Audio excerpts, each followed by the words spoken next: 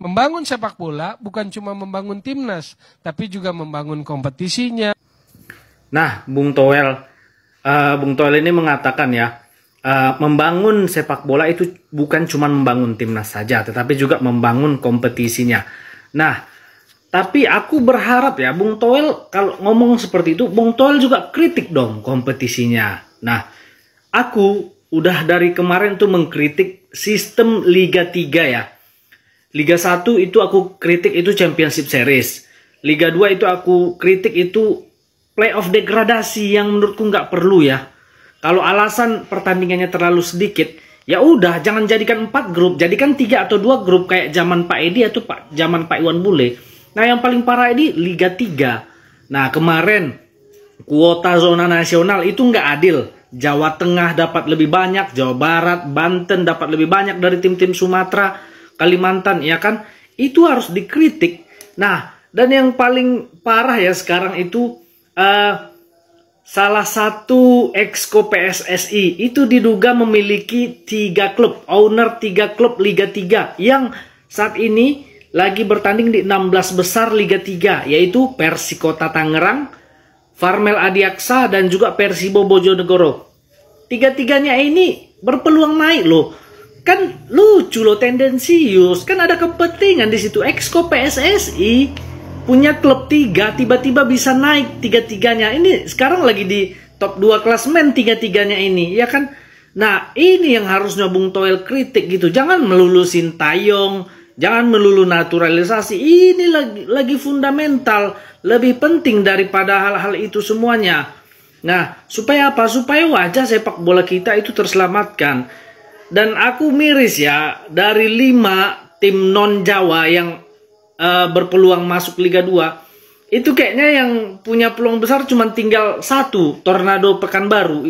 Jadi prediksiku betul kan, aku memprediksi kemungkinan 6 tim Jawa, 2 tim non Jawa yang promosi ke Liga 2. Ternyata ini kayaknya peluangnya cuma 1, jadi 7 tim Jawa, 1 tim non Jawa, dan di antara 7 itu kemungkinan besar 3 klubnya exco PSSI Eko Setiawan. Itu harusnya Bung Toel kritik ya.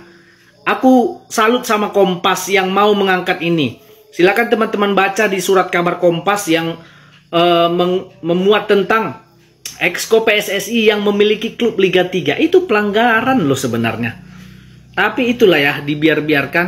Dan itulah hal yang tidak bagus dari kepemimpinan PSSI yang harus segera diperbaiki. Jadi Bung Toel jangan cuma kritik timnas, Sintayong, naturalisasi, kritik juga Liga 3 ya. Salam sepak bola Indonesia. Salam sepak bola Indonesia. Assalamualaikum warahmatullahi wabarakatuh. Salam salve. Om Swastiastu, Namo Buddhaya, salam kebajikan, salam olahraga. Ada anggota exco PSSI memiliki 3 klub sepak bola di Liga 3. Seharusnya ini yang menjadi topik kritikan utama dari Toel, bukan timnas Indonesia dan bukan juga Coach Sintayong. Memang saya mendukung apa yang disampaikan oleh Toel bahwa jangan hanya mengurus timnas, tetapi urus juga liga. Nah, itu Toel sendiri tahu. Kalau memang Anda ingin liga itu baik, coba Anda kritik sesuatu yang menurut saya sangat janggal, di mana anggota exco PSSI mempunyai 3 klub yang bermain di Liga 3. Apakah ini sesuatu yang wajar atau bagaimana? Saya kira kalau anggota exco PSSI mempunyai klub, itu sesuatu yang harusnya kita bahas ya. Kita usut tuntas, kita bongkar habis. Kok bisa? Jangan hanya karena Anda tidak suka dengan Coach Sintayong, lalu Anda tiap hari hanya mengkritik apa yang dikerjakan oleh Coach Sintayong. Agustus di media Korea dia bilang pemain lokal kita punya kelemahan secara mental, takut kalah sebelum bertanding, dan kelemahan itu ditutupi oleh pemain naturalisasi. Menurut saya itu Sintayong yang ngomong. Itu Kusin pernah bilang Kemarin Indonesia nih sebelum lawan siapapun pasti kita udah takut duluan. Dan sekarang kita merubah mindset itu. Mau lawan siapa kita hadapi. Mau lawan Australia, mau lawan siapa kita hadapi. Tentunya dari situ kita kebentuk mentalnya. Mau lawan misalnya kemarin Australia yang kita lawan, mereka pemain-pemain juga bagus semua. Korea, kita hadapi semua. Itu yang Coach Sin ingatkan. Jangan takut sebelum mau lawan siapapun kita hadapi. Itu dirubah Coach Sin betul-betul. Dirubah Coach Sin. Rubah karakter pemain itu. Jadi waktu kalah dari Uzbekistan, Sinteyong itu sempat mengeluarkan pernyataan di media sosial terkait wasit. Cukup keras menurut saya sih pernyataan. Nah inilah yang sebetulnya saya tidak dalam frekuensi sama dengan pernyataan itu. Yang wasit Cina itu. Kalau di kita kan nggak ada nyalahin itu yang tentang offside. Cuman kenapa kita selalu bermain dirugikan wasit. Terus pas pertama match lawan Qatar kita selalu dirugikan. Yang saya itu kan, saya kena kartu merah. Siapa yang mau saya kena kartu merah kan? Karena itu memang saya mau kontrol. Saya itu kan mau dari Fajar kan sebelum itu mau crossing. Mau crossing itu terus saya sprint. Habis sprint itu saya kembali lagi. Tapi saya telatnya pemain Qatar udah clearin bola dulu. Jadi saya keinjek tuh di slow motion sama VAR. Pertama dia kasih yellow card. Ya saya bilang, "Ref, this yellow card." "Oh yeah, ref." But pemain Qatar bilang, "You check the VAR." Check the VAR, ganti change the red card. Setujulah, kita sepakat wasit itu cenderung ke Qatar lah sebagai tuan rumah. Ada beberapa keputusan yang kontroversial. Tapi yang kita tunggu adalah analisis pernyataan Sinteyong sebagai pelatih kepala misalnya. Yang saya dapat adalah ini bukan pertandingan sepak bola, ini komedi. Sama sekali nggak ada vitamin sepak bolanya. Nggak ada dia analisis misalnya kenapa timnya kebobolan lewat bola mati atau apapun lah. Yang bicara tentang teknik, yang bicara tentang taktik nggak ada.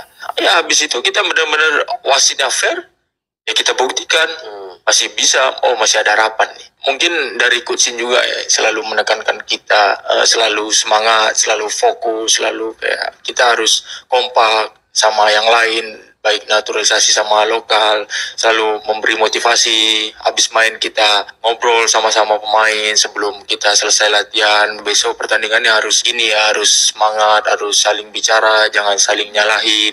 Mungkin dari situ kita belajar ini arti sebuah tim yang kompak, yang benar-benar belum menjadi sebuah tim yang kuat menuju ke tim yang kuat. Mungkin itu yang bagi saya tim ini solid, bisa, insya Allah bisa gitu kan. Dan sampai akhirnya kita main di match itu kita semakin kompak, itu semakin kuat. Jadi kekuatan mental yang terbentuk saat ini dari para pemain timnas Indonesia itu bukan semata-mata karena racikan dari Bung Towel ya. Ya kita tahu Bung Towel ini pernah melatih Real Madrid, pernah melatih MU, pernah melatih Bayern Munchen, bahkan dia pernah menjuarai Liga Champions bersama Chelsea ya ketika itu.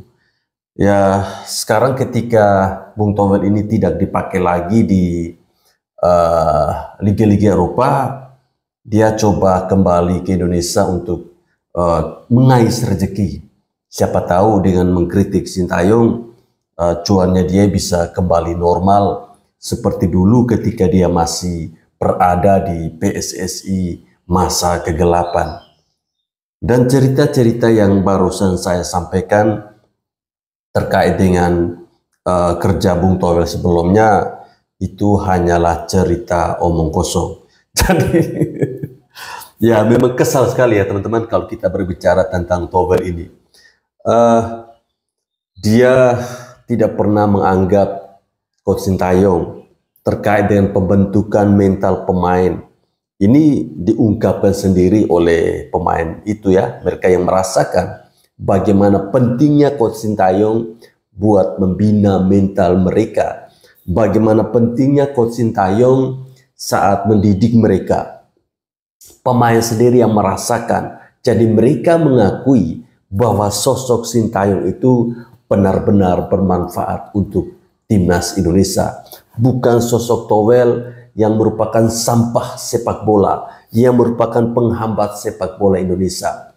Jadi saya sengaja menampilkan video ini ya teman-teman, video gabungan antara si Towel dan juga Ramadan Sananta, striker timnas Indonesia. Ya, semoga saja terkait dengan informasi yang saya sampaikan tadi mengenai Esko PSSI yang memiliki 3 klub sepak bola di Liga 3, ini harus kita coba ungkit lagi. Siapa sih orang itu? Kok berani sekali ya? Ini harus jadi catatan penting bagi Bapak Erick Thohir untuk segera mengungkapkan sosok dari anggota Esko PSSI itu. Tidak etis ya ketika anggota Esko PSSI memiliki sebuah klub sepak bola. Ini kan tentunya pasti akan ada permainan. Saya ingat ketika itu ada salah satu tim sepak bola dari Nusa Tenggara Timur, PS Ngada, yang berasal dari Bejawa itu juga pernah dicurangi oleh wasit, bahkan sampai berurusan dengan kepolisian. Kita para pelatih itu sampai lapor, tetap tidak bisa diselesaikan. Mungkin karena alasan itulah, karena mungkin ada satu slot yang harus diisi oleh klub yang pemiliknya adalah Esko PSSI. Baik teman-teman, saya kira sampai di sini video saya. Terima kasih telah menonton video ini. Salam olahraga.